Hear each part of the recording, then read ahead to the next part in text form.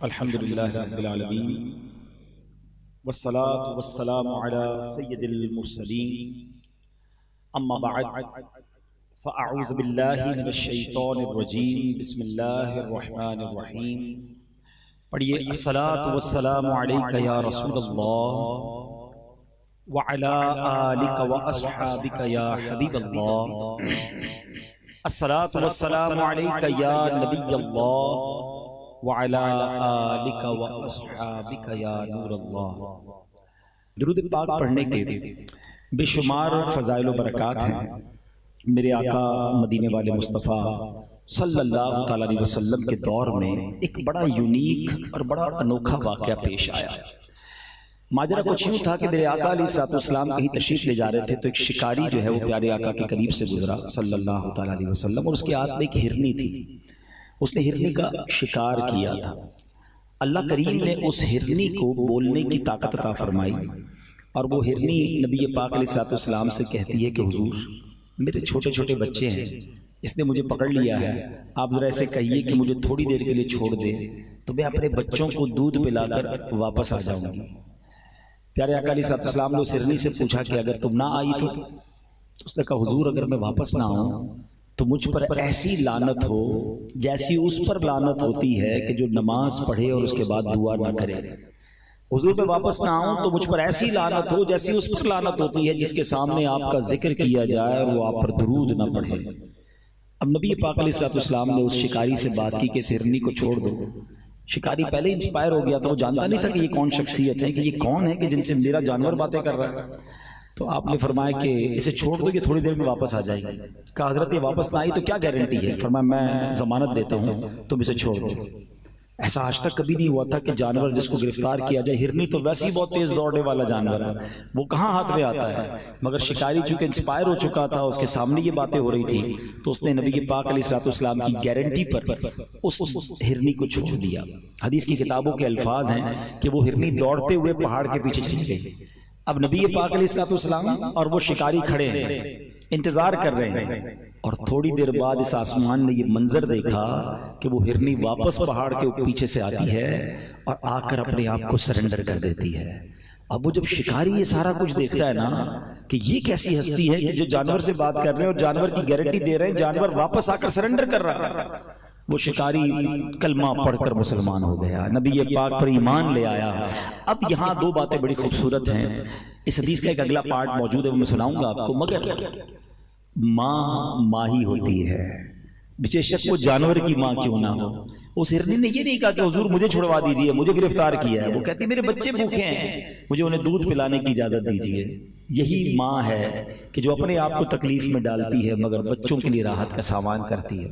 جن کی ماں حیات ہے کاش وہ اپنی ماں کی قدر کر لے، اور جن کی ماں چلی گئی اللہ کرے کہ ان کے لیے خوبی صالح ثواب ہم کریں، ان کی روح کو خوش کریں، اللہ ہم سب کے والدین کی مغفرت فرمائے۔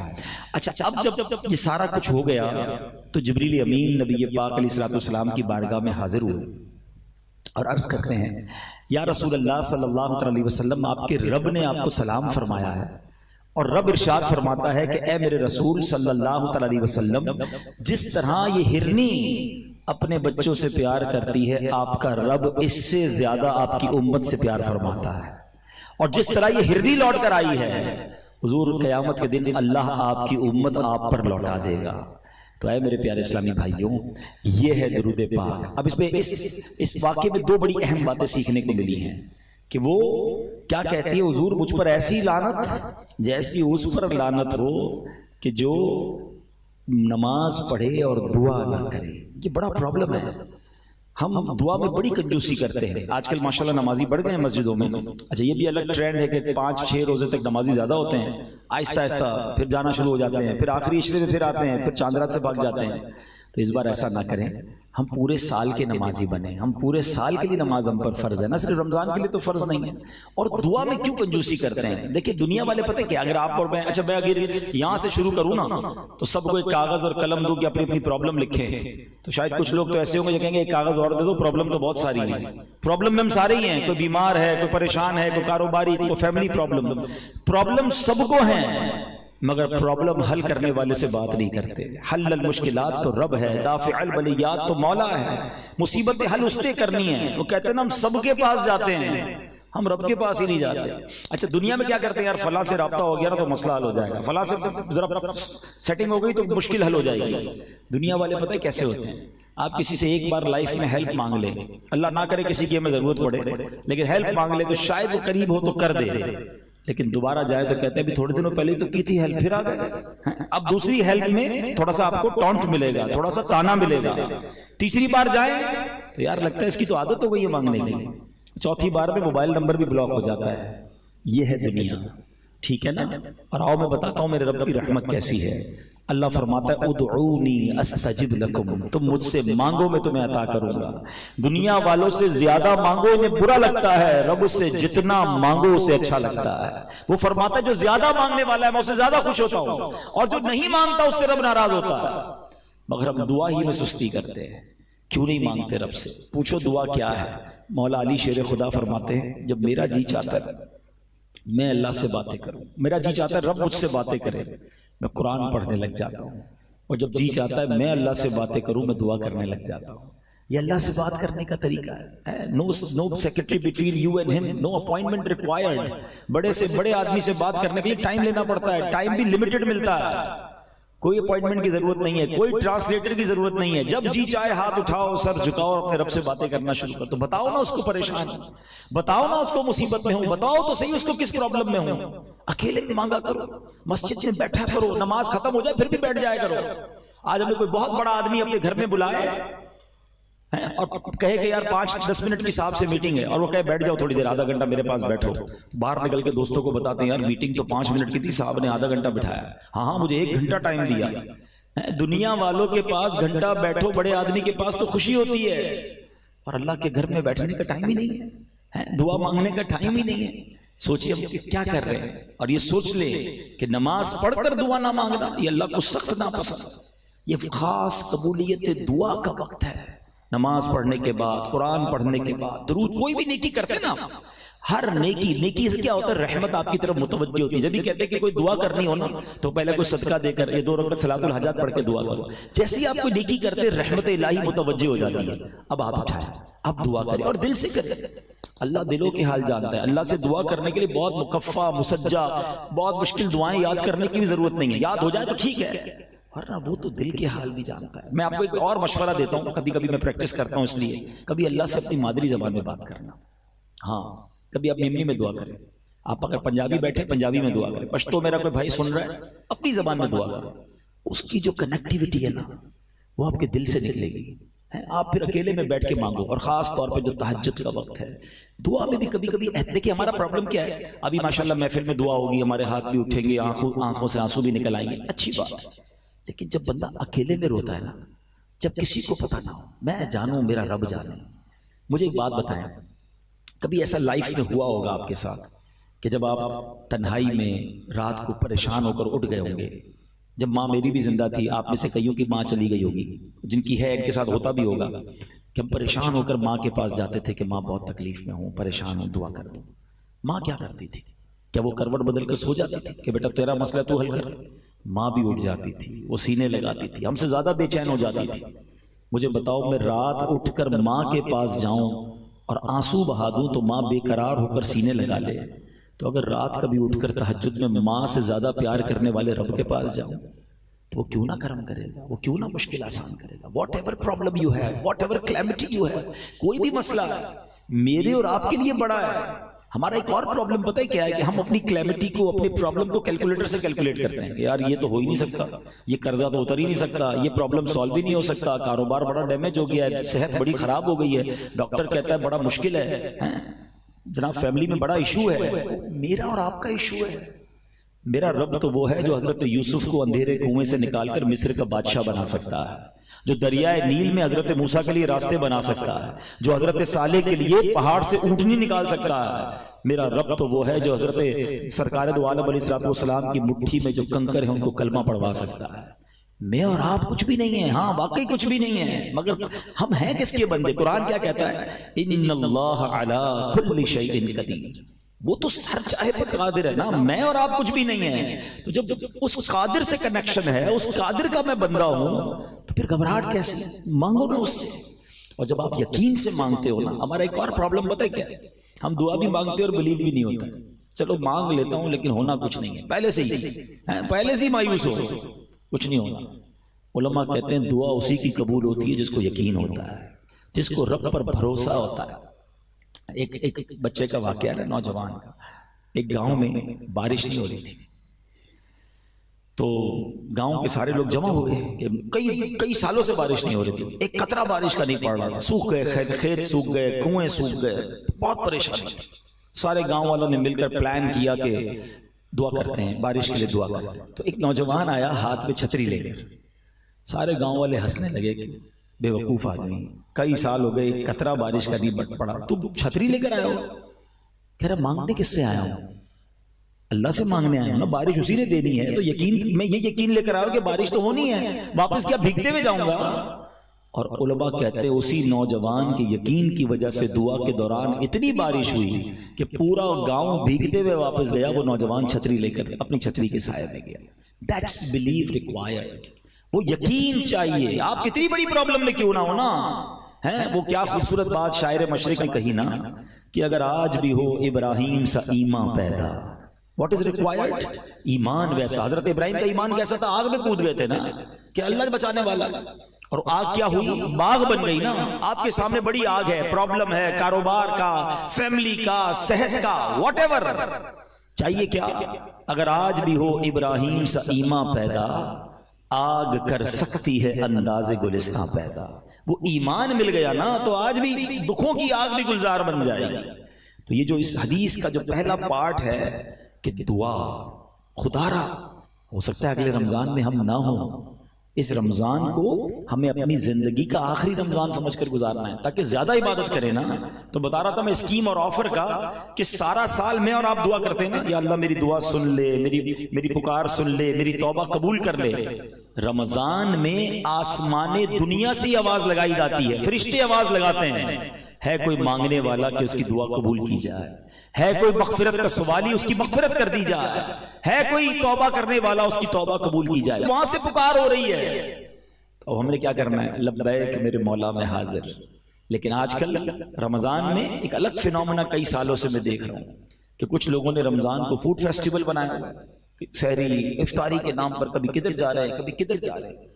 دوست ملتے بھی ہیں تو ایک دوسرے سے بات ہی یہ کرتے ہیں، ہاں بھائی آج کدھر کھانا ہے، آج کدھر چلنا ہے سحری کو. ارے بھائی یہ کیوں نہیں پوچھتے آج کدھر دعا میں چلنا ہے، آج کدھر عبادت کرنی ہے، آج کدھر کو مل کے قرآن پڑھیں، آج کدھر جا کے کوئی شبینہ پڑھیں، کوئی تہجد پڑھیں، کوئی نوافل پڑھیں. رمضان تو عبادت کے لیے آیا تھا، اس کی راتیں تو سجدوں کے لیے آئی. نبی پاک بستر پر نہیں آتے تھے رمضان میں، اتنی عبادت کرتے. اور ہم کیا کر رہے ہیں؟ اور عبادت کریں، دعا کریں، ایسے دوست بنا لیں کہ جہاں. اچھا پھر نبی پاک کا ایک اور انداز کیا تھا کہ رمضان میں خوب تلاوت کرتے. یہ نزول قرآن کا مہینہ ہے، اس میں تلاوت قرآن کریں. ہم میں سے کئی ایسے ہیں جن کی 5 روزہ تراویح پوری ہو گئی ہوگی، کسی کی 7 روزہ پوری ہو گئی، سمجھتا ختم، باقی آگے تراویح پڑھنے کی ضرورت نہیں ہے. ٹھیک ہے یہ 5 7 روزہ 10 روزہ تراویح کا ٹرینڈ، لیکن اس کا مطلب یہ نہیں کہ باقی دنوں کی تراویح آپ کو معاف ہو گئی ہے. تراویح سنت موقدہ ہے، وہ آپ کو آخری رمضان تک پڑھنی ہے.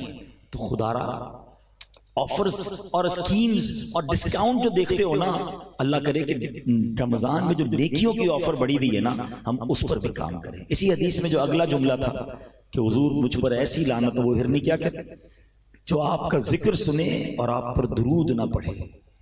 تو ہمیں جب سرکار دو عالم صلی اللہ تعالی علیہ وسلم کا نام سننا ہے یا کہنا ہے، درود پاک پڑھنا ہے. اچھا کبھی کبھی کیا ہوتا ہے، ہم کبھی محفل میں جاتے ہیں، اجتماع میں جاتے ہیں، تو بار بار نبی پاک علیہ الصلوۃ والسلام کا نام لیا جاتا ہے. تو اس میں ہم سے کیا پرابلم ہو جاتی ہے کہ بعض اوقات ہم درود نہیں پڑھ پاتے. تو علماء بڑی پیاری بات فرماتے ہیں کہ آپ ایسا کریں کہ روزانہ particular time, particular quantity fix کر لیں کہ بھائی روزانہ 100 بار 200 بار، اللہ توفیق دے تو 313 بار 1200 بار درود پاک پڑھ لیں. تو اگر آپ نے کسی موقع پر نبی پاک علیہ الصلوۃ والسلام کا نام لیا یا سنا تھا اور درود نہ پڑھ سکے تو یہ اس کا آلٹرنیٹ ہو جائے گا. تو اپنی زندگی میں روزانہ درود پاک کا کوئی ٹائم رکھیں، تسبیح جیب میں رکھا کریں، فضول باتوں سے بچ کر درود پاک پڑھیں، ذکر اللہ کریں۔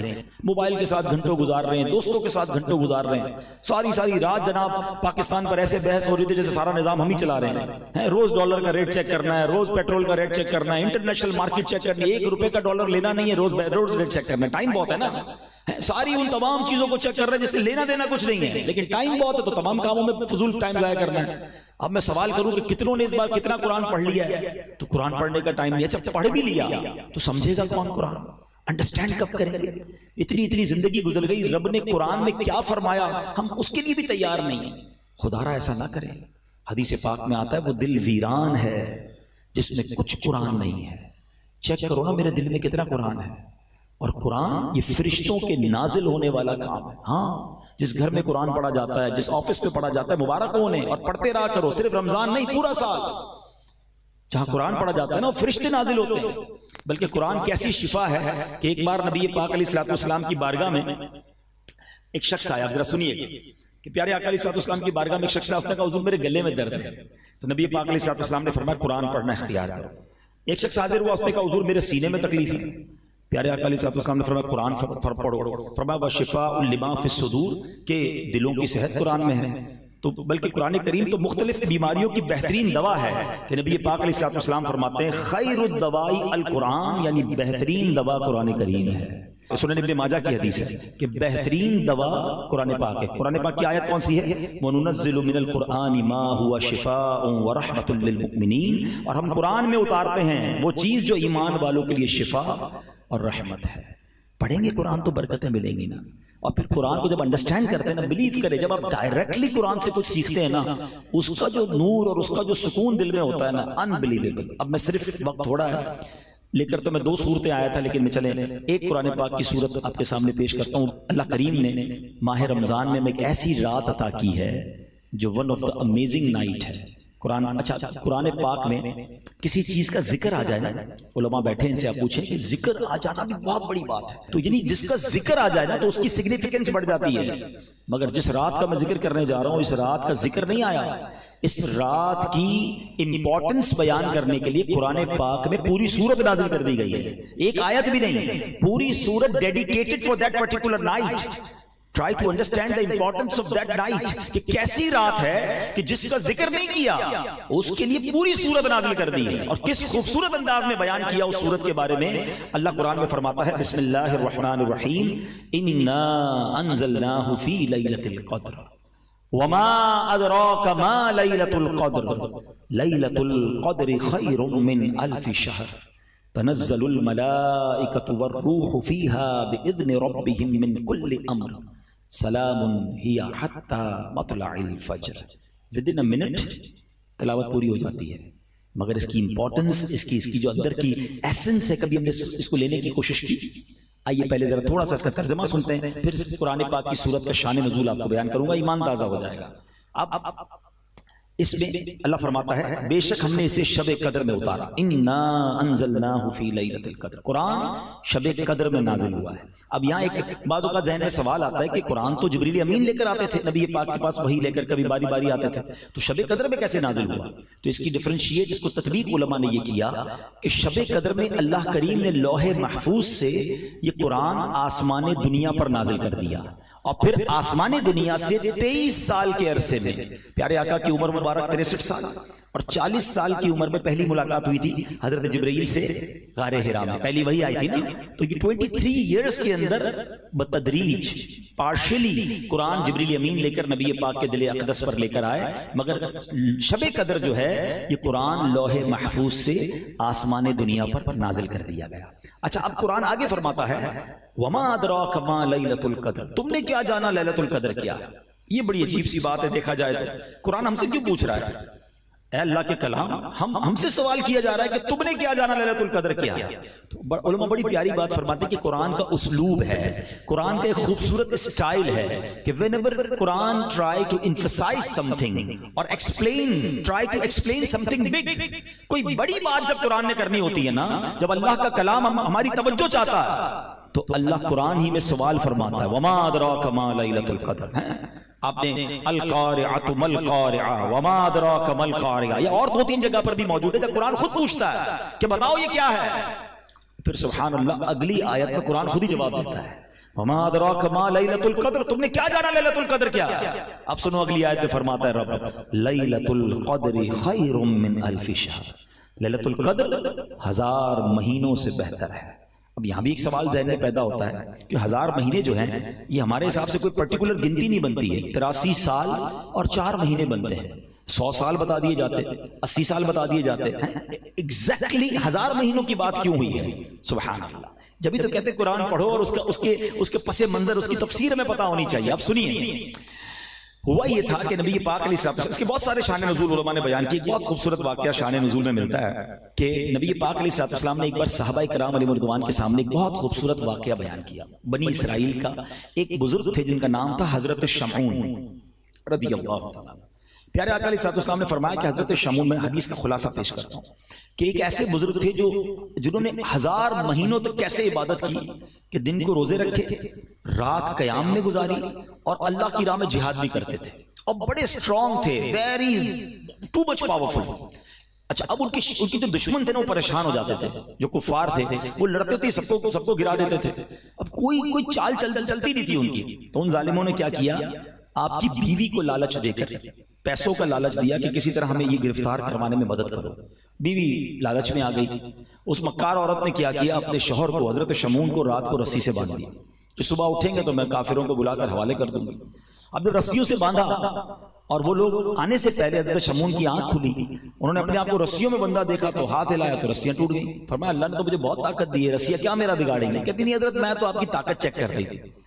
ٹھیک ہے، دوسرے دن اس عورت نے رات کو زنجیروں سے باندھ دیا کہ اب کیسے نکلیں گے۔ آپ صبح اٹھے، ہاتھ ہلایا تو زنجیریں ٹوٹ گئی۔ عورت کہتی میں تو آپ کی طاقت چیک کر رہی تھی۔ آپ نے کہا مجھے اللہ نے بڑی طاقت دی ہے سوائے میرے بالوں کے۔ اب یہاں اس حضرت شمعون کی زبان سے یہ نکل گیا، پہلے کی جو شریعت تھی نا اس میں بڑے بال رکھنے کی مردوں کو اجازت تھی۔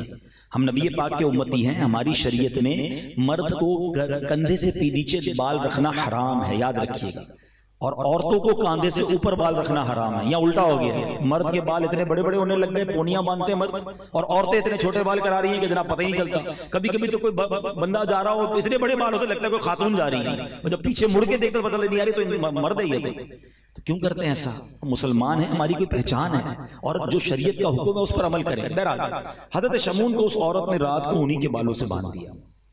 اب آپ صبح اٹھے تو اپنے آپ کو چھڑا نہیں سکے۔ اب ان ظالموں نے کیا کیا کہ آپ کو بڑی بے دردی سے شہید کیا، آپ کو کاٹا، آپ کے ٹکڑے ٹکڑے کیے۔ اب جب آپ کو شہید کیا نا تو اللہ کی غضب کی ایسی بجلی نازل ہوئی کہ جتنے یہ قتل کرنے والے تھے سب کے سب ان کی بیوی سمیت سب راکھ ہو گئے۔ اچھا، اب یہ واقعہ نبی پاک علیہ السلام نے صحابہ کے سامنے سنا، میں نے بھی آپ کے سامنے سنایا۔ آپ کے ذہنوں میں کیا بات آ رہی ہے؟ ہمارے ذہنوں میں کیا بات آتی ہے؟ یار یہ بزرگ کتنے بڑے بزرگ تھے، کتنی محنت کی اور کیسے ظلم کے ساتھ شہید ہوئے۔ واقعی یہ تو ہے، مگر صحابہ کرام کا سوچنے کا انداز ہی نرالا تھا۔ کیا خوبصورت مائنڈ سیٹ تھا۔ کہتے ہیں حضور یہ پچھلی قوم کے لوگ تو ہم سے آگے بڑھ گئے، 83 ایئرز اور 4 مہینے تو روزے رکھے انہوں نے، رات عبادت کی، جہاد بھی کیا، شہید بھی ہو گئے، ان کی عمریں اتنی بڑی تھی، یہ تو ہم سے آگے بڑھ گئے، اور ہم تو اتنی عمر ہی نہیں ہماری، ہم تو پیچھے رہ جائیں گے، ان کی نیکیاں ہم سے زیادہ ہیں۔ یہ ہے مائنڈ سیٹ صحابہ کرام کا۔ ہم جنرل سوسائٹی میں آتا ہوں، ہمیں لگتا ہے میں تو پیچھے رہ گیا، جنرل سوسائٹی میں تو میرا گھر ہی نہیں ہے، میں تو فلیٹ میں رہتا ہوں، اپنی گاڑی کے ساتھ کوئی بڑی گاڑی لگ جائے تو لگتا ہے میری گاڑی چھوٹی، یہ اصل گاڑی تو یہ ہے۔ کسی کی گھڑی دیکھے تو پریشان، کسی کا موبائل دیکھے تو پریشان، کسی کی فیکٹری دیکھے تو پریشان، ہم اسی میں مر گئے۔ کسی کے گھر دعوت میں جاؤ تو ہمارے گھر میں جھگڑا شروع ہو جاتا ہے، کیوں بھائی اس کا ڈرائنگ روم میں دیکھا کیسے صوفے لگے تھے، تم تو لگاتے ہی نہیں ایسے صوفے، دیکھو بچے کی شادی میں کتنا بڑا فنکشن کیا، تم تو کرتے ہی ہو، بندہ بولے میں گھر دعوت پہ لے کر گیا، جھگڑا میرے گھر میں شروع ہو گیا۔ اس چکر میں رہیں گے تو کبھی بھی خوش نہیں ہوں گے۔ کیا خوبصورت مائنڈ سیٹ تھا صحابہ کا کہ حضور نیکیوں میں آگے بڑھ گئے۔ ایسا ہی ایک اور واقعہ آپ کو سناتا ہوں، اللہ کرے کہ کمپٹیشن کرنا ہے نا، آؤ کرتے ہیں نا، نیکیوں میں کرو نا، مال کا کمپٹیشن، نعمتوں کا کمپٹیشن کبھی بھی ختم نہیں ہوگا. آپ کروڑ پتی ہیں، آپ کو ارب پتی نظر آ جائے گا. آپ ارب پتی بن بھی گئے تو خرب پتی نظر آ جائے گا. لوگوں کے اپنے جہاز ہیں، اپنے آئرلینڈ ہیں، کدھر تک دوڑو گے؟ ہر بار آپ سے اوپر والا کوئی مل جائے گا، ٹینشن نہیں رہو گے. اچھا اس پرابلم سے پتہ ہے ایک اور پرابلم کیا ہو رہی ہے؟ ہم انجوائے نہیں کر رہے اپنی لائف کو. جو ہماری لائف ہے نا اس کو تو انجوائے نہیں کر رہے، کیونکہ دوسرے کی دیکھ کے اپنی لائف ہی بری لگ رہی ہے. حالانکہ اللہ نے کروڑوں سے اچھا مجھے بنایا. ایک بار کیا ہوا، غریب صحابہ، مہاجرین جو تھے نا وہ غریب تھے، انصار بڑے ویل آف تھے کیونکہ وہ تو پہلے سے مدینے میں رہتے تھے. مہاجرین مکے سے ایمٹی ہینڈڈ مدینے گئے تھے. تو مہاجرین صحابہ نبی پاک کے پاس آئے. Look at the way of talk. اور ان کی تھنکنگ کیا تھی؟ کہتے حضور وہ عرض آپ سے کرنے آئے تھے، حدیث کا خلاصہ فرماؤ کیا کہنا ہے. کہیے کیا کہنا ہے. نبی پاک فرماتے ہیں کہ حضور مسئلہ یہ ہے کہ یہ جو انصار صحابہ ہیں نا، نماز ہم پڑھتے ہیں، نماز یہ بھی پڑھتے ہیں، روزہ ہم رکھتے ہیں، روزہ یہ بھی رکھتے ہیں، لیکن حضور یہ صدقہ کرتے ہیں ہم تو نہیں کر سکتے. یہ پیسے والے ہیں نا، یہ اللہ کی راہ میں خرچ کرتے ہیں ہم تو نہیں کر سکتے. ہم پیچھے رہ گئے نیکیوں میں. انہوں نے یہ نہیں کہا کہ حضور ان کے گھر اچھے ہیں ہمارے گھر اچھے نہیں ہیں، ان کے پاس پیسے ہیں ہمارے پیسے نہیں، ان کے کپڑے مہنگے ہمارے کپڑے نہیں حضور وہ صدقہ خیرات کرتے ہیں پیسوں سے، ہم ہیں غریب. تو نبی پاک علیہ السلام نے پتہ کیا فرمایا؟ کہ آپ پیارے آقا کی تربیت بھی دیکھو. فرمایا ایسا کرو، میں تمہیں ایسا وظیفہ نہ بتا دوں کہ جب تم وہ وظیفہ پڑھ لو، وہ عمل کر لو، تو جو تم سے آگے نیکیوں میں تم ان کے برابر ہو جاؤ. کہ حضور ضرور بتائیے. پیارے آقا نے فرمایا 33 بار سبحان اللہ، 33 بار الحمدللہ، 34 بار اللہ اکبر پڑھ لیا کرو. جو نیکیوں میں تم سے آگے نا تم اس سے برابر ہو جاؤ گے. They become happy. پیسے لینے تو آئے نہیں تھے، ثواب کا کمپٹیشن تھا، خوشی خوشی واپس چلے گئے. اب سنو، تھوڑی دیر بعد پھر آیا. کہتے حضور مسئلہ ہو گیا.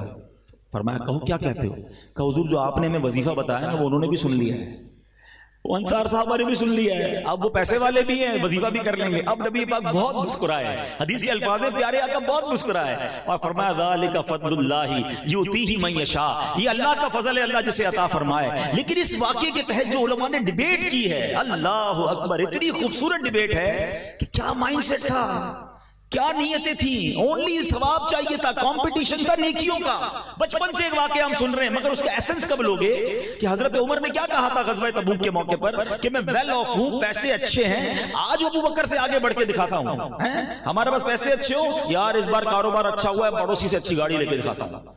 آج اس بار کاروبار اچھا ہوا ہے، دوست سے اچھا موبائل لے کے دکھاتا ہوں. پیسے بہت اچھے، اب دنیا کو بتاتا ہوں کیسا کام کیسے ہوتا ہے. ہم اس چکر میں مر گئے.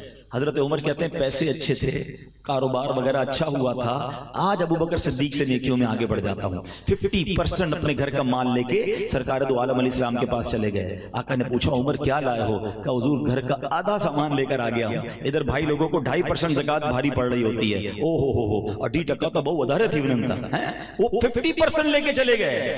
مجھے یہ سمجھ آج تک نہیں آتی کہ جس کو 5 کروڑ روپے کی زکات بھاری پڑتی ہے وہ یہ کیوں نہیں سوچتا کہ اللہ نے 2 ارب دیے تو 5 کروڑ بن رہے ہیں نا، اس کا شکر کب ادا کرو گے؟ ادھر کروڑ 2 کروڑ کی زکات بنے تو ٹینشن شروع ہو جاتی ہے. بندہ کہتا ہے مولوی صاحب کو راستہ بتاؤ، یہ والی نیت تو یوں تھی، یہ پلاٹ کی نیت یوں تھی. ارے کیوں نیتیں بدلنے کی کوشش کرتے ہو؟ جب بھی زکات بناؤ تو یہ نیت کرو کہ تھوڑی اور زکات نکال دوں. زکات بچانے کے مسئلے نہ پوچھا کرو، زکات دینے کے مسئلے پورا پوچھا کرو. جس دن تم نے زکات پوری دی، آج گارنٹی سے لکھ لو اگلے سال تمہاری زکات اور بڑھ جانی ہے. اور جو پوری زکات دیتے ہیں ان سے آپ پوچھ لیں کہ ماشاءاللہ ہر سال ان کی زکات بڑھتی ہے. اللہ کی راہ میں خرچ کرنے سے مال کم نہیں ہوتا. بتاتا ہوں کمپٹیشن کس کو کہتے ہیں. کہتے ہیں میں آدھا مال لے کے چلا گیا نبی پاک کے پاس. کہتے ہیں مجھے انتظار تھا صدیق اکبر کیا لاتے ہیں. اللہ اکبر. صدیق اکبر آئے، سر پر ایک پوٹلی ہے، ایک چھوٹا سا ٹوکرا ہے. اپیرنٹلی حضرت عمر سے مال تھوڑا تھا، یہ یاد رکھیے گا، یہ ایک اور خوبصورت بات سیکھیں گے آپ. اپیرنٹلی یعنی دیکھنے میں وہ مال حضرت عمر سے تھوڑا تھا. آ کر عرض کرتے ہیں حضور یہ میری طرف سے حاضر ہے. پیارے آقا نے پوچھا ابو بکر کیا لایا ہو؟ کہتے ہیں حضور گھر میں جو کچھ تھا سب لے آیا ہوں. ابو بکر گھر والوں کے لیے کیا چھوڑا ہے؟ کہ حضور گھر والوں کے لیے اللہ اور اس کا رسول کافی ہے، میں گھر والوں کے لیے کچھ بھی نہیں چھوڑ کر آیا، آپ کا نام چھوڑ کے آیا ہوں. اللہ اکبر. حضرت عمر نے وہ تاریخی جملہ فرمایا کہ آج مجھے پتا چل گیا کہ ابو بکر صدیق سے میں کبھی نیکیوں میں آگے نہیں بڑھ سکتا. اور سنو حضرت ابو بکر صدیق نے جب یہ صدقہ کیا نا، ارے ہمارے اور آپ کے صدقے کی اوقات کیا ہے. جبریل امین حاضر ہوتے ہیں اور سبحان اللہ نبی پاک سے کہتے ہیں حضور ابو بکر کو سلام رب فرما رہا ہے، اللہ کا سلام پہنچائیے اور پوچھئے ابو بکر سے کہ اس حال میں تم راضی ہو؟ سیدنا ابو بکر صدیق سے نبی پاک نے پوچھا ابو بکر تم اس حال میں راضی ہو؟ رب کا سلام آیا ہے۔ آپ زاروں کتار رونے لگے، سنگل پینی نہیں تھی۔ آج ہمارا چھوٹا سا نقصان ہو جائے اللہ سے شکوے، موڈ آف، فیملی سے جھگڑا شروع ہو جاتا ہے، کیا ہوا بھائی مارکیٹ ڈاؤن ہو گئی ہے۔ اب تو سنا ہے کئی فیملیز پہلے مارکیٹ کا ریٹ چیک کرتی پھر اپنے شوہر سے بات کرتی ہیں، نانا آج گال نہیں کرنی، مارکیٹ بہت ڈاؤن ہے، کہ جواب صحیح نہیں میرے۔ ہمارا یہ حال ہو گیا ہے کہ ہم تو اپنے گھر والوں سے ہمارا موڈ آف کر دیتے ہیں۔ حضرت ابوبکر صدیق کے پاس 1 روپیہ نہیں ہے اور رب پوچھ رہا ہے کہ اے ابوبکر تم رب سے راضی ہو؟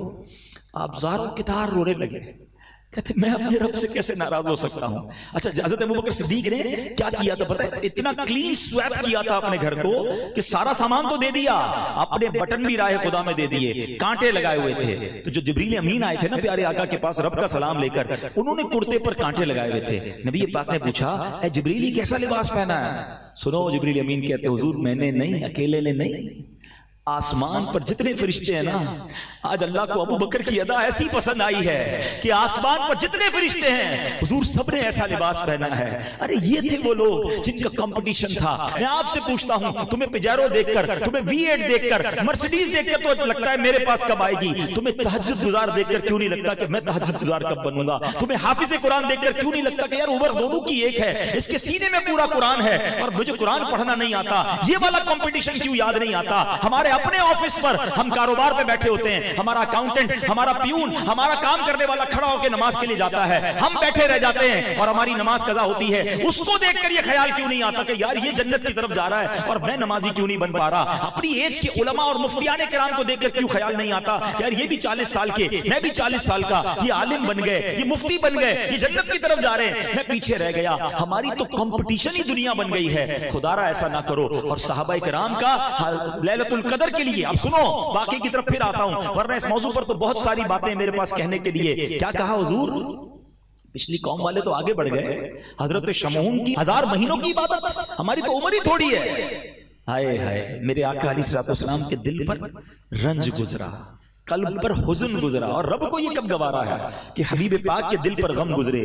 جبریل امین آتے ہیں، کہتے حضور غمزدہ نہ ہو، آپ کے رب نے آپ کی امت کو ہر سال ایک رات ایسی دے دی ہے کہ جو اس رات میں عبادت کرے گا وہ حضرت شمعون کی 1000 مہینوں کی عبادت سے آگے بڑھ جائے۔ لیلۃ القدر خیر من الف شہر، اور سنو لیلۃ القدر 1000 مہینوں کے برابر نہیں کہا رب نے، خیر من الف شہر، اور اس سے بہتر افضل ہے۔ علماء کہتے ہیں رب جانے، اس کی عطائیں جانے کہ 1000 مہینوں سے کتنے بہتر ہیں۔ اچھا اس رات ہوتا کیا ہے؟ تنزل الملائکۃ والروح فیہا باذن ربہم من کل امر سلام ہی حتی مطلع الفجر۔ جبریل امین اور جناب فرشتے اللہ کا حکم لے کر آتے ہیں اور سلامتی ہوتی ہے صبح تک۔ تو یہ رات ہر سال ہمیں عطا کی گئی ہے۔ میں نے تفصیل اس لیے بیان کر دی کہ be ready for that night, تیار ہو جاؤ اس رات کو حاصل کرنے کے لیے۔ اور بہترین طریقہ کیا ہے اس رات کو حاصل کرنے کا؟ سبحان اللہ، اور بہترین طریقہ تو اعتکاف ہے۔ یہ جو 10 دن کا اعتکاف ہوتا ہے نا آخری عشرے کا، اس کا ایکچولی موٹیو کیا ہوتا ہے، اس کا گول کیا ہوتا ہے؟ الٹیمیٹ گول یہ ہے کہ کسی طرح لیلۃ القدر کو حاصل کر لیا جائے۔ اب بندہ جب ہے ہی اعتکاف میں تو ساری رات 10 کے 10 دن اعتکاف میں اس کو لیلۃ القدر مل ہی جائے گی۔ اچھا پھر اللہ کی اور مہربانی دیکھو کہ یہ نہیں فرمایا کہ پورے سال میں کوئی بھی رات لیلۃ القدر ہوتی ہے، ہمیں 365 راتوں میں عبادت کر کے ڈھونڈنا پڑتا تھا۔ یہ بھی نہیں فرمایا کہ رمضان کی کوئی رات ہوتی ہے، اور نیرو سرچ کر دی گئی۔ حدیث میں فرمایا آخری عشرے کی تاک راتوں میں سے ایک رات لیلۃ القدر ہے، 21ویں، 23ویں، 25ویں، 27ویں یا 29ویں۔ اب ان 5 راتوں کو پلیز ٹارگٹ کر کے رکھیں۔ میں اور آپ 83 سال 4 مہینے عبادت نہیں کر سکتے، نارملی جیتے بھی نہیں ہیں اتنا، اور 83 سال کے روزے، 83 سال کی رات کی عبادت، اور اللہ کی راہ میں جہاد کر کے شہید ہونے والے حضرت شمعون تھے نا، ان سے زیادہ ثواب مل سکتا ہے۔ تو اب بتائیں کیسی اسکیم ہے، کتنا پریپیئر ہونا چاہیے؟ مگر ہم نے تو آخری عشرے عید کی شاپنگ کی پلاننگ کی بھی ہوتی ہے۔ تو یہاں میں یہ مشورہ دوں گا اگر ہو سکے تو اعتکاف میں بیٹھیں، لیکن اب اعتکاف میں بھی ایک نیا ٹرینڈ شروع ہو گیا ہے، یہ اسمارٹ فون ساتھ جاتا ہے اعتکاف میں، 4 دوست بھی ساتھ جاتے ہیں، تو پتہ چلا بیٹھے تو اعتکاف میں الٹا اور فضول باتیں کر کے گناہ لے کر آ رہے ہیں۔ یاد رکھیے گا مسجد میں جب بھی جائیں نا فضول باتوں سے بچنا ہے۔ احادیث میں مضمون ملتا ہے مسجد میں فضول بات کرنا آپ کے نیکیوں کو اس طرح کھا جاتا ہے جیسے آگ لکڑی کو کھا جاتی ہے۔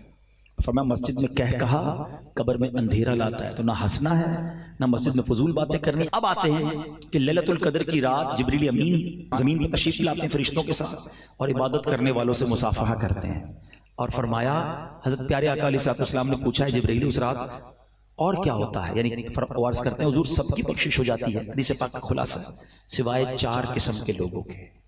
اب آپ سوچیں کہ لیلۃ القدر بھی کچھ لوگ ایسے ہوں گے جن کی بخشش نہیں ہوگی، وہ کون 4 ہیں؟ فرمایا شراب کا عادی، ماں باپ کا نافرمان، رشتے داری کاٹنے والا اور عداوت رکھنے والا، مسلمانوں کے درمیان دوریاں کرنے والا، ایک دوسرے کے ساتھ تعلق ختم کرنے والا۔ ٹرائی ٹو انڈرسٹینڈ، ایسی مبارک رات بھی یہ 4 قسم کے لوگ نہیں بخشے جائیں گے۔ اب شراب کا عادی، خدا نہ خواستہ اگر میرا کوئی بھائی یہاں مجھے سن رہا ہے انٹرنیٹ پر سنے گا، خدا را توبہ کر لو۔ اچھا آپ ان 4 جرموں کی امپورٹنس سمجھے، کتنے بڑے جرم ہیں۔ آپ نے شب برات کے بارے میں بھی سنا ہوگا کہ قبیلہ بنو کلب کی بکریوں کی تعداد کے مطابق مسلمان بخشے جاتے ہیں، گناہگار بخشے جاتے ہیں، مگر کچھ لوگ نہیں بخشے جاتے۔ آپ کو وہاں بھی یہ لوگ نظر آئیں گے، شرابی وہاں بھی نہیں بخشا جاتا، ماں باپ کا نافرمان وہاں بھی نہیں، رشتے داری کاٹنے والا ادھر بھی نہیں بخشا جاتا۔ اس کا مطلب یہ کتنے بڑے گناہ ہیں، مگر کسی کو احساس ہی نہیں ہے۔ اب تو سنا ہے شادیوں میں کولڈ ڈرنک کی طرح شراب پی جاتی ہے۔ اچھا شراب پیتے نہیں ہے تو کہتے ہیں میں تو بیٹھتا ہوں دوستوں کے ساتھ، کمپنی دیتا ہوں۔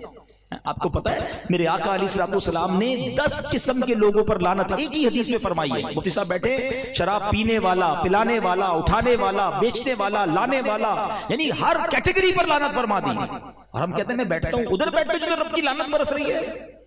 ذرا سوچے نا ہم کیسی گیدرنگ میں بیٹھتے ہیں۔ جتنے شرابی، جواری، چور، اچکے، غلط کام کرنے والے جتنے آپ کو مل جائیں پوچھ لو ان سے یہ عادت کدھر سے ملی ہے۔ گھر والے تھوڑی سکھاتے ہیں، یہ وہی گیدرنگ ہے جو شرابی بناتی ہے، جو نشئی بناتی ہے، جو چور بناتی ہے، جو غلط کاموں کی طرف لے جاتی ہے۔ سارے کام نارملی بری دوستوں سے ملتے ہیں، مگر ہم کہتے ہیں نہیں میں بہت پکا ہوں، آؤ تو خالی بیان تو میں تو صرف کمپنی دیتا ہوں۔ مجھے بتاؤ نا کبھی ایک فرسٹ گراؤنڈ فلور پر آگ لگ جائے تو فرسٹ فلور پہ کوئی رہتا ہے؟ بلڈنگ فوراً خالی کرتے ہیں کہ نہیں یار یہ آگ اوپر بھی آ جائے گی۔ جہاں لعنت برس رہی ہے، جہاں رب ناراض ہو رہا ہے، ان کے ساتھ بیٹھے ہوئے ہو۔ Please try to change your company. میں آپ کو ایک اور بات بتاتا ہوں، یہ ہمارا سالانہ مسئلہ ہے۔ ہر سال تقریباً مسجد نماز پڑھنے لوگ لگ جاتے ہیں۔ ہر سال کیا ہوتا ہے ہمیں کہ رمضان کے بعد نماز نہیں پڑھتے؟ اچھا ہر سال وعدہ کرتے ہیں کہ یار اب میں پکا نمازی بنوں گا، اب توبہ کروں گا۔ 27 رمضان کو رو رو کے دعا کرتے ہیں، پھر پہلی 4 رات کو کیا ہوتا ہے؟ صرف ایک پرابلم ہے کہ آپ انہی دوستوں کے ساتھ دوستی لگاتے ہیں کہ رمضان کے بعد ہم ٹوپی لگائے نا تو خیر تو ہے مولوی ہو گیا کیا، پڑھ لی نا رمضان میں جتنی پڑھنی تھی، اب جمعہ پڑھ لینا۔ اب وہ دوست ٹونٹ کرتے ہیں رمضان کے بعد اگر ہمارے اندر کوئی چینجنگ آئے نا دینی تو جانا اسی رات کو بیٹھنا انہی کے ساتھ ہے، تو وہ ہمیں اتنا ٹونٹ کرتے ہیں کہ ہم نیک نہیں بن پاتے۔ اگر واقعی آپ نے نیک بننا ہے نا you have to change your good company, آپ کو اچھی کمپنی کی طرف آنا ہوگا، بیڈ کمپنی سے نکلنا ہوگا۔ تو دوبارہ آتا ہوں میں، تو یہ ہو گیا شراب کا عادی۔ دوسرا ماں باپ کا نافرمان، خدا را اپنے ماں باپ کو مت ستانا۔ ماں باپ راضی تو رب راضی۔ جس کے پاس ماں باپ ہے نا قدر کر لو، پوچھو ان سے جن کے ماں باپ چلے گئے۔ خدا کی قسم رمضان میں بہت یاد آتے ہیں، اپنے ماں باپ کی قدر کیجیے، خوب دعائیں لیجیے۔ ماں باپ راضی ہو گئے نا تو انشاءاللہ خیر ہو جائے گی۔ اور تیسرے نمبر پر فرمایا رشتے داری کاٹنے والا، یہ بھی بڑا پرابلم ہو گیا ہے۔ میں ہم تو فلاں انکل کے گھر نہیں جاتے، فلاں چاچی کے پاس نہیں جاتے، فلاں ماموں کے پاس کیوں نہیں جاتے؟ انہوں نے دعوت میں نہیں بلایا تھا، انہوں نے افطار پہ نہیں بلایا تھا، گئے تو اچھے طریقے سے ملے نہیں۔ اتنی چھوٹی چھوٹی بات پر ہم رشتہ داریاں کاٹ لیں گے۔ خدا را محبتوں والا مہینہ ہے، برکتوں والا مہینہ ہے، ایک دوسرے سے تعلق بنا لیں، اس کو گھر پہ افطاری بھجوا دیں، اپنے گھر پہ بلا لیں، کچھ نہیں جاتا۔ اچھا میں جب اس طرح کے بات کرتے ہیں نا تو دماغ میں شیطان ڈالتا ہے یار مولانا صاحب بات تو ٹھیک کر رہے ہیں مگر غلطی تو ان کی تھی نا، میں کیوں معافی مانگوں، میں کیوں آگے جاؤں؟ کوئی بات نہیں۔ ہماری بیمنی کا ایک جملہ ہے نا، جو نمیوں وہ اللہ کے گمیوں جھک جائے، کوئی بات اللہ کی رضا کے لیے معاف کر دیں۔ اچھا ایک بات اور بتائیں، ہم سب کیا دعا کر رہے ہیں آج کل؟ یا اللہ میرے صغیرہ گناہ بھی معاف کر دے، میرے کبیرہ گناہ بھی معاف کر دے، میری ساری خطائیں معاف کر دے۔ یہی دعا ہے نا؟ ہم نے معاف کر دیا اللہ کے بندوں کو، یعنی ہم معاف کرنے کے لیے کسی کو تیار نہیں ہے۔ اللہ سے کہہ رہے ہیں اللہ تو سب معاف کر دے، پہلے خود تو معاف کرو۔ دل میں لے کے بیٹھے ہوئے ہیں، چھوڑوں گا نہیں، موقع ملنے کی دیر ہے پھر بتاؤں گا، سارے ریونج دل میں، اور اللہ سے کہہ رہے ہیں اللہ تو مجھے سارے گناہوں کو معاف فرما دے۔ ارے مزہ اس میں کہ آپ سب کو معاف کرے، پھر اللہ سے کہیں کہ یا اللہ مجھے معاف کر، میں بندہ ہوں نا، میں جو کر سکتا تھا میں نے کر دیا، جس نے بھی میرا دل دکھایا، جس نے بھی مجھے تکلیف دی، میرے سب کو معاف کیا، اے کریم اب تو مجھے معاف فرما دے۔ کاش یہ ذہن ہمارا بن جائے، اور جس دن آپ کا یہ ذہن بن گیا نا معافی کا، درگزر کا۔ اچھا نعتیں سب سنتے ہیں، سلام اس پر کہ جس نے گالیاں سن کر دعائیں دیں، سلام اس پر کہ جس نے خون کے پیاسوں کو قبائیں دیں، دشمن آ جائے تو چادر بھی بچھا دیتے ہیں، سب جھوم جھوم کر سنتے ہیں، اور ہم نہیں چھوڑیں گے۔ بولا کیسے میرے سامنے؟ اچھا ہم نے معاف بھی نہیں کرنا، درگزر بھی نہیں کرنا، اور باتیں بڑی بڑی کرنی ہیں۔ آپ اس کی کانسیکوینسز سمجھ جائیں کہ رشتہ داری کاٹنے والا شب قدر کو نہیں بخشا جائے گا۔ اچھا آپ اس رشتہ دار سے رابطہ کر لیں، وہ آپ کو کہے گا بھی 2 اوور بعد خیال آیا ہے، اتنے ٹائم بعد آپ کو خیال آیا، بولا ہاں یار میں بیان سنا، شب قدر آ رہی ہے، معاف کر دو، مل جا رہا ہے۔ یقین کرے تھوڑی سی کوشش کے بعد محبت بڑھ جائے گی، اور اگر پھر بھی وہ آپ سے نہیں ملتا تو آپ بری ہو جائیں گے کہ آپ نے پہل کر دی، آپ نے محبت کا قدم بڑھا دیا۔ ہاں لیکن وہ قدم بھی محبت والا ہونا چاہیے۔ ہمارے ایک اور مسئلہ بھی ہے کہ کبھی کوئی غلطی ہو جائے نا تو معافی بھی ایسے مانگتے ہیں جس کی معافی مانگنے کی ضرورت ہوتی ہے۔ بھائی ہو گیا نا یار معاف کر دو، بول تو رہا ہوں، اب معافی مانگ رہا ہوں، اور کیا پھر بھی نہیں کر رہے معاف؟ پتہ نہیں معافی مانگ رہے ہو لڑائی کر رہے ہو۔ معافی ایسے نہیں ہوتی ہے، لجاجت سے ہوتی ہے، پیار سے ہوتی ہے۔ تو اللہ کی رضا کے لیے نرمی کے ساتھ رشتہ داری جوڑ لیجئے۔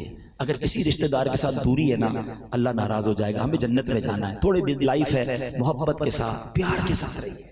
اور آخری بات آقا علیہ السلام نے فرمایا مسلمانوں میں قطع تعلق کرنے والے، یہ رشتہ داروں کا الگ فرمایا گیا، اور عام مسلمانوں سے تعلق اگر توڑا ہوا ہے، عداوت رکھی ہوئی ہے، ریونج کی تمنا رکھی ہوئی ہے، معاف کر دیں، دل بڑا کر دیں۔ انشاءاللہ آپ لوگوں کو معاف کریں، اللہ ہمیں معاف فرما دے گا۔ ایک شخص کے بارے میں آتا ہے نا، بڑا گناہگار تھا، تو اس کا انتقال ہوا، مرنے کے بعد اس کو کسی نے خواب میں دیکھا، تو کہا تمہارے ساتھ کیا معاملہ ہوا؟ کہا اللہ نے میری بخشش فرما دی۔ کہ تو کیسے بخشا گیا؟ تو بڑا گناہگار تھا۔ کہاں تھا تو گناہگار۔ ایک بار گھر پہ کھانا میری بیوی نے بنایا اور اس میں نمک بہت زیادہ تھا، مجھے بڑا غصہ آیا کہ میں اٹھ کر بیوی کو سزا دوں۔ ہو سکتا ہے یہاں بھی کوئی شیر ببر بیٹھے ہوں ایسے کہ کھانا ذرا نمک زیادہ ہو جائے تو چائے ٹھنڈی ہو جائے، افطاری کے وقت پکوڑے گرم چاہیے، شربت ٹھنڈا چاہیے، پتہ نہیں کمپیوٹر سے شادی کی ہے یا بیوی سے شادی کی ہے، وہ بھی انسان ہے بھائی، ہو جاتی ہے کبھی غلطی، اس کی بھی طبیعت خراب ہو سکتی ہے۔ کبھی افطار سے پہلے کچن میں جا کے دیکھا ہے، ہمیں بھی اثر کے بعد روزہ لگتا ہے، اس کو بھی لگتا ہے، اور وہ بیچاری چولہے کے آگے کھڑی ہوتی ہے، لیکن تھوڑی سی کمی پر اتنا شور کچھ لوگ مچاتے ہیں۔ نہ کیا کرو ایسا، وہ بھی اللہ کی بندی ہے۔ اب سنو، وہ شخص کہتا ہے بڑا جی چاہا مجھے کہ میں اٹھ کے چانٹا ماروں اس کو، بیوی کو، ایسے نمک کیسے ڈال دیا؟ اچانک دل میں خیال آیا کہ یار میری بیوی نے ایک مسٹیک کی ہے، مجھے مارنے کو جی چاہ رہا ہے، سزا دینے کو جی چاہ رہا ہے، میں صبح سے شام اللہ کی بارگاہ میں مسٹیک کر رہا ہوں، اللہ تو سزا نہیں دے رہا۔ کہتا میں نے خاموشی کے ساتھ کچھ بھی نہیں کہا، بیوی کو معاف کر دیا۔ مرنے کے بعد مجھے بتایا گیا کہ اس روز جو تو نے بندہ ہو کر میری بندی کو معاف کیا تھا نا، میں تو سب سے بڑا معاف کرنے والا ہوں، جا میں نے تیرے سارے گناہ معاف کر دیے۔ یہ ہے معافی۔ معافی نہیں کرتے یار، ملازم کو تو اتنا برا بھلا کہتے ہیں، اچھا وہ غریب بھی گالیاں سنتا ہے، اس کو پتہ ہے نوکری سے نکال دیں گے تو بے روزگاری بہت ہے، کہاں جاؤں گا، لیکن دل رکھتا ہے، وہ قیامت کے دن وہ کھڑا ہو سکتا ہے آپ کے لیے۔ ایک بندے سے ملاقات ہوئی، کسی نے پوچھا کتنی تنخواہ ہے؟ بولا اتنی تنخواہ۔ بولا تنخواہ تو بہت اچھی ہے۔ بولا آدھی کام کی آدھی گالیوں کی ہے۔ اتنی گالیاں دیتا ہے میرا سیٹ، لیکن کیا کروں، تنخواہ اچھی دیتا ہے، اس نے جا نہیں رہا، لیکن کیا اس کا دل نہیں ٹوٹتا ہو؟ نہ کیا کرو ایسا۔ اللہ نے اگر نوازا ہے نا تو نرم رہو، ہاں کہ دانا خاک میں مل کر گلے گلزار ہوتا ہے، عزت دو گے تو عزت ملے گی۔ تو بہرحال ہمیں یہ بات سیکھنی ہے آج کہ محبت سے پیار سے زندگی گزارے۔ اگر میری یہ بات کسی کو یاد آ رہی ہے نا، مثال دیتا ہوں، کوئی میرا بھائی میری بہنیں سن رہی ہیں کہ یار کسی سے واقعی ہم نے زیادتی کر دی، بے شک وہ آپ کا ملازم ہے، مانگ لے معافی۔ ہاں ہمارے پیر و مرشد امیر علیہ سنت ایسی تربیت فرماتے ہیں مدنی چینل پر، جبھی تو میں کہتا ہوں دیکھا کرو۔ آپ نے ایک بار فرمایا کہ باپ نے اگر بیٹے کے ساتھ زیادتی کی ہے نا تو باپ کو بیٹے سے معافی مانگنی پڑے گی، شوہر نے بیوی کے ساتھ زیادتی کی ہے تو شوہر کو بیوی سے معافی مانگنی پڑے گی۔ ہے بڑی عجیب بات کہ شوہر بیوی سے مانگے، باپ بیٹے سے مانگے۔ فرمایا سیٹھ نے ملازم کے ساتھ زیادتی کی ہے تو اس کو ملازم سے معافی مانگنی پڑے گی۔ اور فرماتے پیر نے مرید کے ساتھ زیادتی کی ہے، اگر دل آزاری کی ہے تو پیر کو مرید سے معافی مانگنی پڑے گی۔ اور پھر کیا خوبصورت بات فرمائی کہ یہ باتیں کیوں سمجھ نہیں آ رہی آپ کو، کہ خود نبی پاک علیہ الصلوۃ والسلام اپنے صحابہ کے درمیان اعلان کیا کرتے کہ اگر کسی کا حق آتا ہے تو مجھ سے لے لے، بدلہ لینا ہے تو مجھ سے لے لے۔ کونین کے والی کا یہ انداز ہے، اور ہم کہ میں کیسے معافی مانگوں؟ معافی مانگنے سے عزت کم نہیں ہوتی ہے۔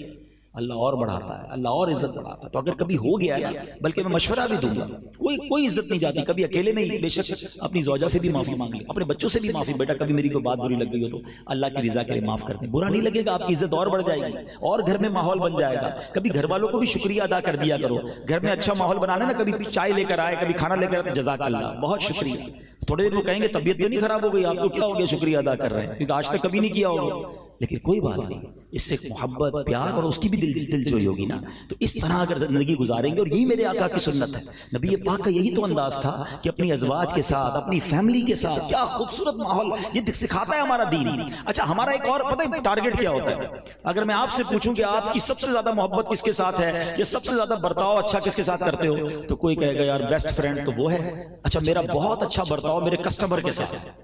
او ہو دکان پہ گاہک آ جائے، کوئی بڑا کسٹمر آ جائے، اچھو آئی سب بھی ہو، بیٹھے کھانا کھایا کہ نہیں کھایا؟ نہیں آپ کو کھانا تو کھا کے جانا پڑے گا، چائے تو پی کے ہی جائیں گے آپ. ارے بھائی جلدی آؤ، ملازم کو بلائیں گے کیوں کسٹمر ہے.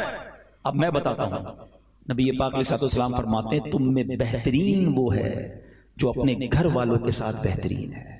اور پھر آقا نے فرمایا سن لو، میں تم سب سے زیادہ اپنے گھر والوں کے ساتھ بہترین ہوں. ہم گھر والوں کے ساتھ بہترین ہیں. کچھ لوگ تو ایسے ہیں جب گھر میں جاتے تو ایمرجنسی نافذ ہو جاتی ہے، او ہو اچیو جلدی کرو، استری کرو ورنہ خیر نہ، ان کا کھانا ریڈی نہیں ہوگا، ایسا لگتا ہے ایمرجنسی آ جاتی ہے. اچھا آپ کو کبھی چیک کرنا ہو نا کہ آپ گھر میں آپ کا ایٹیٹیوڈ کیا ہے، آپ اکیلے میں چیک کر لیجئے گا. آپ جب گھر میں جاتے ہیں تو گھر والوں کے چہرے پہ مسکراہٹ آتی ہے، ٹینشن آتی ہے، اور سب الرٹ ہو جاتا ہے. اچھا خاصا مسکرا رہے ہوتے ہیں، یہ صاحب اندر گئے سب کی مسکراہٹ غائب، ٹینشن. جلدی ہر چیز ٹائم پہ ہونی چاہیے ورنہ خیر نہیں ہے. یار بندہ ہے کہ انسپیکٹر ہے؟ گھر میں گھر جیسا بندہ بن کے رہے. حضرت عمر کیا فرماتے ہیں؟ گھر میں رہو تو بچہ بن کے رہو، باہر رہو تو مرد بن کے رہو نا. ہم تو گھر جا کر مردانگی دکھا رہے ہوتے ہیں، میں اتنا بڑا آفیسر ہوں گھر میں بھی آفیسر ہوں، اتنا بڑا سیٹ ہوں تو گھر میں بھی سیٹ ہوں. گھر والوں کے لیے گھر کا فرد بنے. میرے آقا اپنے نواسوں کو کاندھے پہ اٹھاتے تھے، میرے آقا سجدہ کرتے تھے تو حسنین کاندھے پہ آ کر بیٹھ جاتے تھے. گھر کی فیملی کے ساتھ فیملی ممبر بننا ہے، تب لائف اچھی گزرے گی. تو خاص اس حدیث پر ہم عمل کرنے والے بنے کہ تم میں بہترین وہ ہے جو اپنے گھر والوں کے ساتھ بہترین ہے. تو بہرحال آج میں نے مختصراً سورہ قدر کا تعارف پیش کیا. ٹارگٹ کر لیں سورہ قدر کو. ایک فارمولہ دے دیتا ہوں، 5 راتیں تو پتہ ہے نا، ان 5 راتوں میں آپ نے 5 کام کرنے ہیں. نمبر 1 چاہیں تو اس کو موبائل میں نوٹ کر لیں. 5 کام کیا کرنے ہیں؟ عشاء کی جماعت اور فجر کی جماعت با جماعت پڑھنی ہے. حدیث پاک میں آتا ہے، روایتوں میں آتا ہے جو عشاء اور فجر با جماعت پڑھ لے اسے ساری رات عبادت کا ثواب ملتا ہے. تو پہلے تو یہ ٹارگٹ لازمی کریں.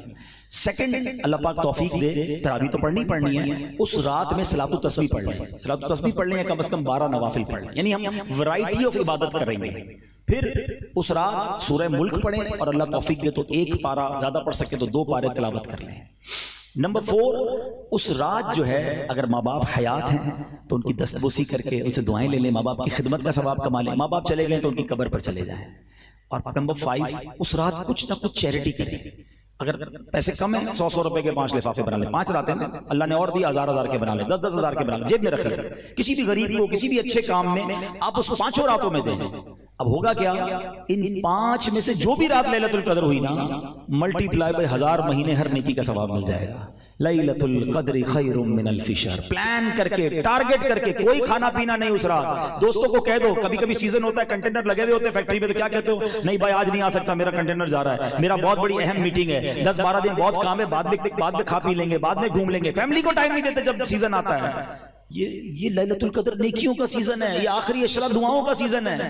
بعد میں کر لینا سارے کام. بھائی پلیز ان راتوں کو ٹارگٹ کر کے خوب عبادت کر لیں، انشاءاللہ خوب برکتیں حاصل کریں گے. ہمیں نہیں پتا اگلے رمضان میں ہم دنیا میں ہوں گے کہ نہیں. اس میں ایسی نعمت حاصل کر لیں کہ ہم سب کی بخشش ہو جائے. اور اب آخری بات کر کے ہم بیان کو ختم کرتے ہیں کہ ہمیں عید سے پہلے، عید کی نماز سے پہلے ایک اور نیکی کرنی ہے، اور وہ فطرہ دینا ہے. اچھا فطرے کے بارے میں آتا ہے، فطرہ واجب ہے جو صاحب نصاب ہیں یا صاحب استطاعت ہیں ان پر. فطرہ جو ہے جب تک بندہ ادا نہیں کرتا اس کے روزے اور نمازیں عبادتیں معلق رہتی ہیں، لٹکی ہوئی رہتی ہے. جب وہ ادا کرتا ہے تو وہ آسمان کی طرف جاتی ہیں اور اللہ کی بارگاہ میں قبول ہوتی ہیں. تو فطرہ ادا کرنا عید کی نماز سے پہلے، رمضان میں بھی ادا کیا جا سکتا ہے. بہتر ہے جمعۃ الوداع کو ادا کر دیں، تھوڑا سا نیکیاں زیادہ کمانی ہے تو ملٹی پلائی بائی 70 ہر جمعے کو نیکی ہوتی ہے. جمعۃ الوداع کو پہلے ادا کر دیں. لیکن یہاں میرا ایک چھوٹا سا درد بیان کر دیتا ہوں. فطرہ کون سا ادا کرتے ہیں؟ پچھلے کئی سالوں سے جو اعلان ہوتا ہے گندم کا، بھائی پوری حدیث تو پڑھ لیں. تھوڑا سا جان تو لیں کہ نبی پاک نے کیا صرف گندم کا فطرہ اعلان کیا ہے؟ میرے آقا نے حدیث پاک میں 4 فطرے اعلان کیے ہیں، کھجور کا، جو کا، کشمش کا اور گندم کا۔ 4th کیٹیگری، لوئسٹ کیٹیگری کیا ہے؟ گندم کا فطرہ ہے۔ اور ہم بھی گندم کا فطرہ دیں گے۔ کبھی ایسا ہوا کہ عید کے کپڑے لینے گئے ہوں کہ یار دکان پہ کیا سب سے سستا والا کپڑا دکھا دو، عید کے لیے لینا ہے، سب سے سستے والے جوتے دکھاؤ بچے کے لیے لینے ہیں، اپنے لیے برانڈڈ چیزیں ہیں، افطاری میں 50 قسم کا سامان ہے، فطرہ کون سا دینا ہے؟ گندم والا۔ یہ کیوں؟ اللہ کی راہ میں دیں تو بہترین دینا۔ یہ بھی شکرانے کا ایک انداز ہے کہ اللہ تو نے کروڑوں سے مجھے اچھا بنایا، روز افطار میں اجوا کھجور ہے تو بھائی اجوا کھجور کا فطرہ دو نا۔ لیکن انشاءاللہ اللہ کی راہ میں خوش دلی سے خرچ کریں گے، فرشتے ہمارے پیسے اللہ کی بارگاہ میں نہیں لے جاتے، ادھر دل دیکھا جاتا ہے کہ یہ بندہ مجھ سے محبت کرتا ہے، اپنے مال سے محبت کرتا ہے، جب میری باری آتی ہے تو کیسا خرچ کرتا ہے۔ 4 پارے کی پہلی آیت ہے لن تنالوا البر حتى تنفقوا مما تحبون، تم ہرگز بھلائی کو نہیں پہنچ سکتے جب تک اپنی سب سے پیاری چیز اللہ کی راہ میں خرچ نہ کرو۔ تو پیاری دیا کرو نا۔ اللہ کی باری، اللہ کی راہ میں خرچ کرنے کی باری آتی ہے، کپڑے پرانے ہو گئے کسی غریب کو دے دو، جوتے پھٹ رہے ہیں کسی فقیر کو دے دو، کھانا بچ گیا چلو مدرسے میں بھجوا دو۔ سب چیزیں بچنے والی پھینکنے والی اللہ کی راہ میں دینی ہے، بہترین اچھی چیزیں، اور خوش دلی کے ساتھ جب آپ دینا شروع کرو گے نا تو اللہ تعالیٰ اسی حساب سے اپنی رحمتوں سے آپ کو اور نوازے گا۔ سورہ قدر کا جو ہم نے تعارف سنا، اس رات کی قدر کرنے کی توفیق عطا فرمائے، اور اب جب رمضان کے دن رہ گئے ہیں اس میں خوب عبادت کرنے کی توفیق عطا فرمائے۔ آمین بجاہ النبی الامین صلی اللہ تعالی علیہ وسلم۔